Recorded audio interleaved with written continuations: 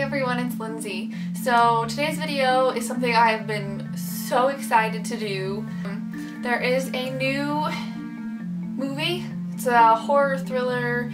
I think maybe it's kind of supernatural. I mean, obviously I think it's going to be supernatural. It's called It Follows. So the director of It Follows is David Robert Mitchell. So this is kind of his first, I guess you could say, feature film. He's done a couple other things that I know of. Maika Monroe. It stars Maika? Is it Maika? Either way, she was in The Guest, and I loved her in The Guest. She's becoming slowly, I think, one of my favorite actresses. She has a really big future, I think. She's gonna be big. So this video is gonna be 3 parts, and I'll put a menu here. The first part's gonna be me reviewing the trailer, because I have not seen it yet. I've been waiting to kind of watch it and film my reaction. The second part will be a kind of synopsis slash my review of the film once I've seen it, because I'm not seeing it till either tomorrow or Monday. So the second part will be a kind of my review of the film, but it'll be a spoiler-free review. Then the third part is going to be a spoiler-filled review. So you can kind of cut it off before that part if you're going to see it. Like I said, it's in about 30 theaters right now that I know of. But BloodyDisgusting.com, they reported that it's going to be getting somewhat of a wide release to 1,000 theaters. I'm not sure how soon that is. It was supposed to be on video on demand, but it's not, so that's why I'm having to travel out of town to go see it, but I'm so excited, I can't wait. So let's watch the trailer. So if you're interested in seeing the trailer that I'm watching, I'm going to link it down below so you can kind of see which one I chose. The trailer I'm watching says it's 2 minutes and 11 seconds. So here we go.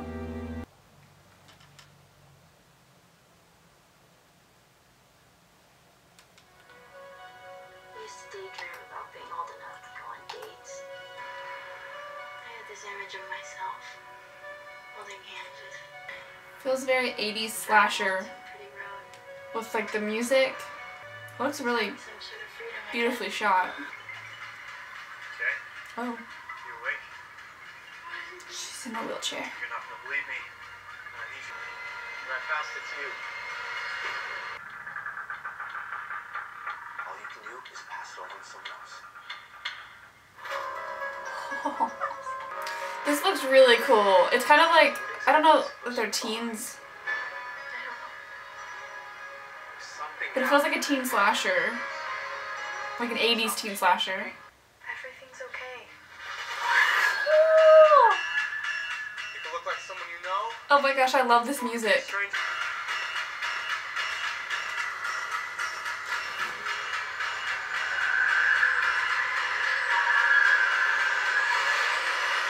Oh, that was cool. So right off the bat, I freaking love the music. I hope that's kind of some of the music from the film, because very 80s teen slasher and it sets the mood. I just love that. I love the kind of like synth pop horror. From what I can tell, it looks like she's gonna do a really good job. I know it's just the trailer, so you can't tell a whole lot from the trailer, but there's this one scene where she's laying in the bed and I guess she's looking at a door that's open.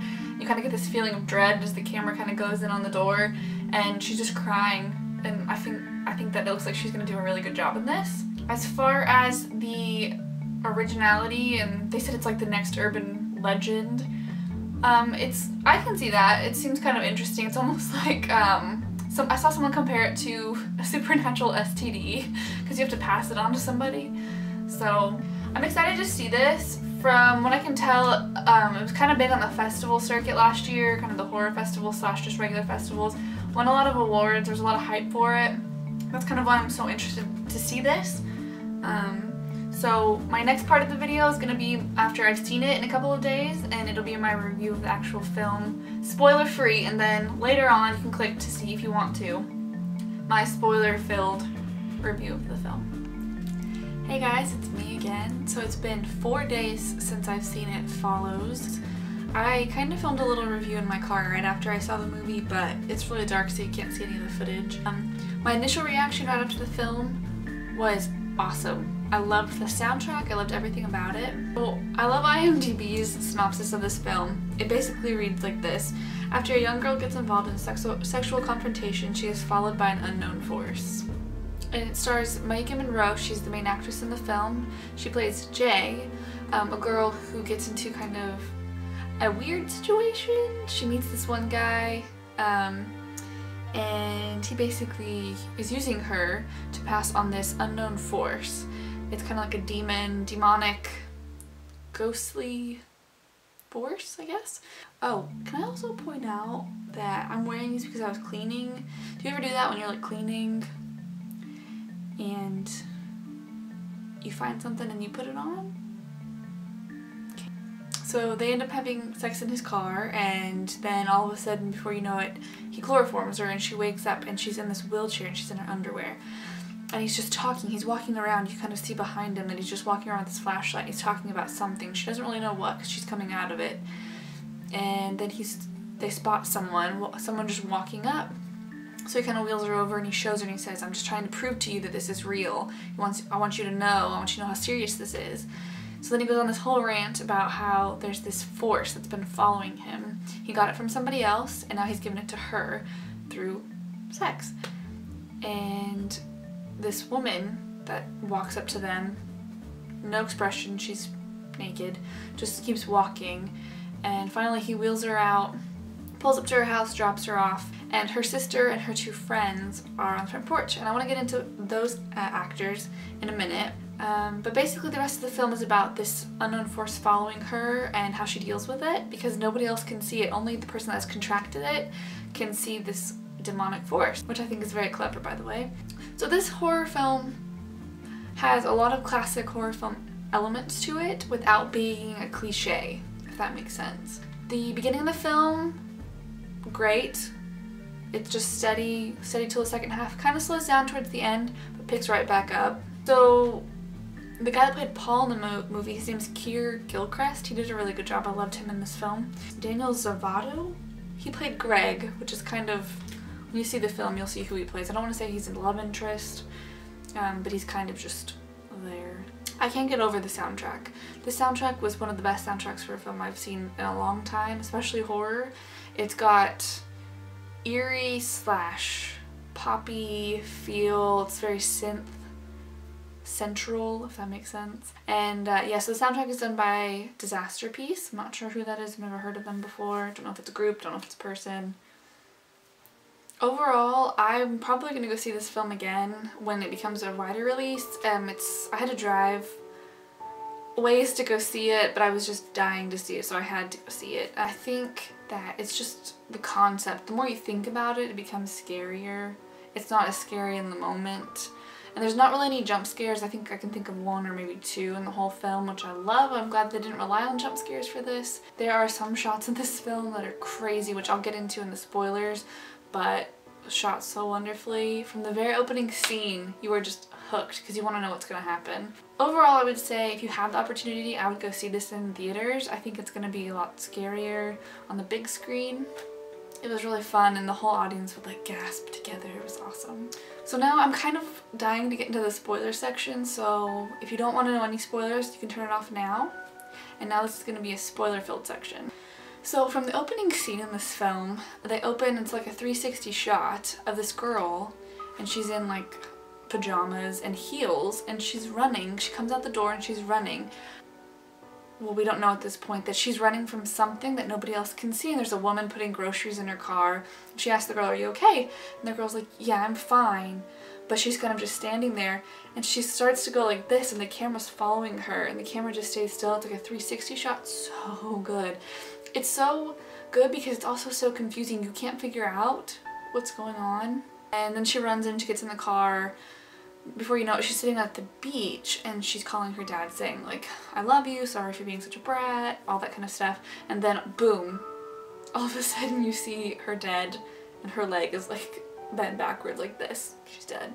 And then cut to opening of the film, and that's when we start to meet all of our characters for the film, where Maika Monroe, I don't know how to say her name. We kind of are introduced to her. She's in a pool. After she gets out of the pool, she goes inside. We start to meet all the other characters. We see her mom. They kind of are talking about their parents, how they're kind of, her mom's not really there. You realize that her dad's passed. Don't know much about him. And then you hear that she has a date. She's about to go on a date with this guy that she kind of doesn't really know. So they go on a date, they go to the movie. They start to play this game where you pick a person and the other person has to guess who you've chosen and why would you choose that person. You want to be that person. So they're playing, it's his turn, it's her turn, and he says, oh, is it the girl in the yellow dress? She says, who is that? Come to find out, he's the only one that can see the girl in the yellow dress. They leave the movie, they go to dinner, and then there's this really cool shot. This is one of my favorite shots. And she has, I guess, like a margarita or something, and she dips down to drink out of it, and behind her you can see this person just slowly walking forward. Now, like I said earlier, one of my favorite things about this film is that they use all the classic horror movie tropes without it becoming cliche. That's the best part of this. So, hence the slow walking. We're not sure what it is. They look like people. Come to find out, they're probably like demon things. But they're slow walking, they don't run. Awesome. So, fast forward, they're going on another date, they're at the beach, things get kind of hot and heavy, they head to the car, they do the deed. So she's laying there, just kind of talking about how she never thought she'd go on a date with a guy when she was younger. He's getting something out of the trunk and he comes up behind her, is kind of like kissing on her, and then all of a sudden he chloroforms her. She wakes up, she's in a wheelchair. She's tied to the wheelchair, and you can see him in the background walking around with a flashlight talking about something. You're not sure what it is yet, and he's looking for something. He says there, he sees it, he looks down, and there's a woman, no clothing, walking, just staring, walking, and he shows her and he just keeps saying, I want to show you, I want to prove to you so you know how serious this is. I'm not making this up. And this woman just keeps walking, there's no stopping this woman, and she looks weird. So finally he wheels her off. Cut to her sister and her two friends on the porch drinking and playing cards. He pulls up, they can tell something's wrong, and then he sets her on the ground in the middle of the street and he says, don't let it get you. Is that what he says? Don't let it get you? So he says something to her. And she's still in her underwear, she starts crawling, they call the police. Nobody can find this guy. It turns out he had rented a house. Long story short. Oh yes. Okay, so that first demon was when she was in class. And she's looking out the window and she sees this old lady in what looks like, I guess, a hospital gown, walking. And that's another great thing about this classic trope. Nobody else can see this. Nobody else knows what's going on because they can't see it. Only the people that are infected can see it. So this woman is walking towards her, so she gets up out of class and she starts walking away. She's walking in the hall and there's these two girls chatting, and so she turns around and the woman is in the hallway. Of course they can't see her. I laughed at this part because she goes, hello? And the other girl goes, hi. I thought that was hilarious. And so then the woman kind of starts to get closer. She gets in her car. She goes to her friends and sister's work, start talking about it. She's freaked out. So her friend, which his name in the film is Paul, Paul's like, well, I'll stay over tonight. So they're sitting on the couch. This is when the third demon comes in. I think it's a demon. Is that what I can call it? A demon? And there's a window break and he runs upstairs to get her sister. She goes into the kitchen and it's this girl who has like ripped clothing and I think her teeth are missing and there's like water. I don't really know what it is because they never really explain. Something coming out. We don't know.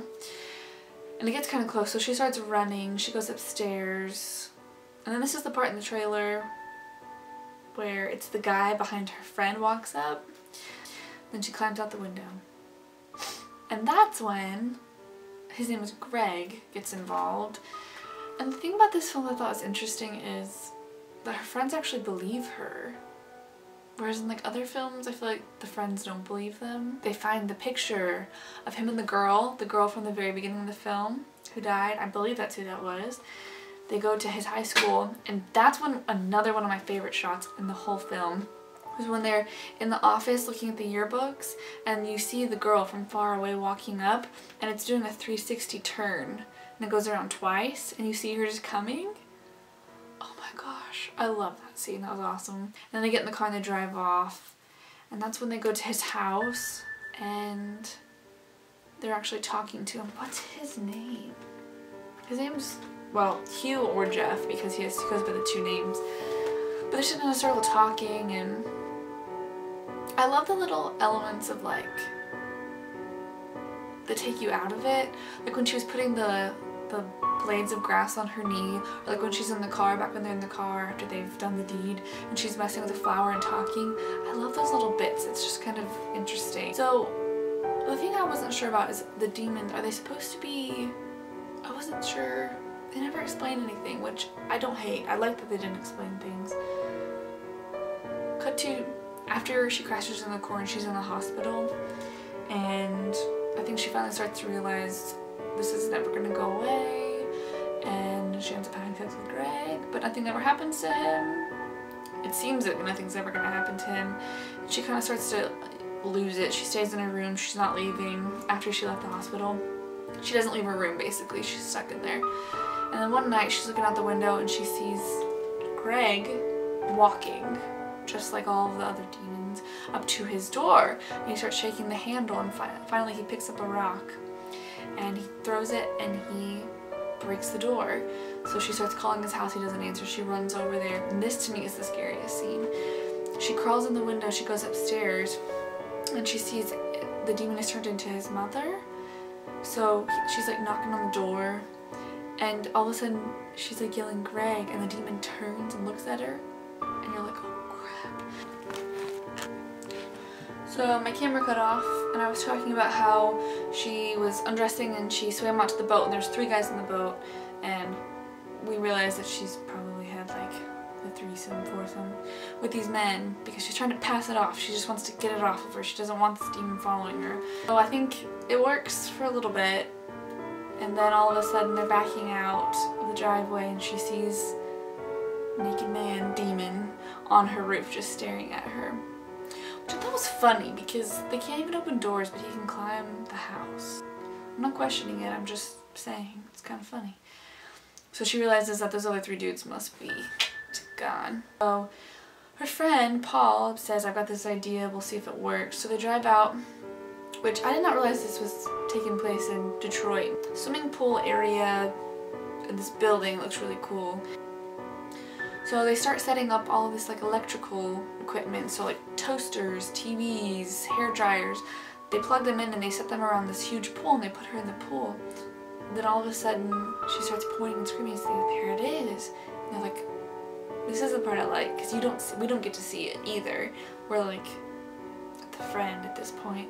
So we're not sure, but she's screaming and pointing, and all of a sudden you see things, the demon like picking up and throwing all the stuff they laid around the pool into the pool, and is like trying to hit her with it. And he hits her a couple times. And then it shows you who the demon is, and it's her father. It's her father. Paul gets this gun out and starts trying to shoot the demon. The most like beautiful scenes is he's saying, is it dead? Do you see it? And she kind of, you don't see anything, any of the blood. And then when she leans over the water, you see all this blood. Cut to Paul and Jay are on the couch, and then they get together. And then the last scene of the film is them walking down the street holding hands, and then you see someone walking behind them. And that's it. So that's kind of like my review of the film. I loved it. Thought it was awesome. I could see how maybe it wouldn't be some people's cup of tea, because it's a little slower in some parts, and it's not necessarily like fast-paced by any means. It's much slower, and it's a bit of a build-up, but the opening scene is so good. It's so good. But thanks for watching. I hope you enjoyed.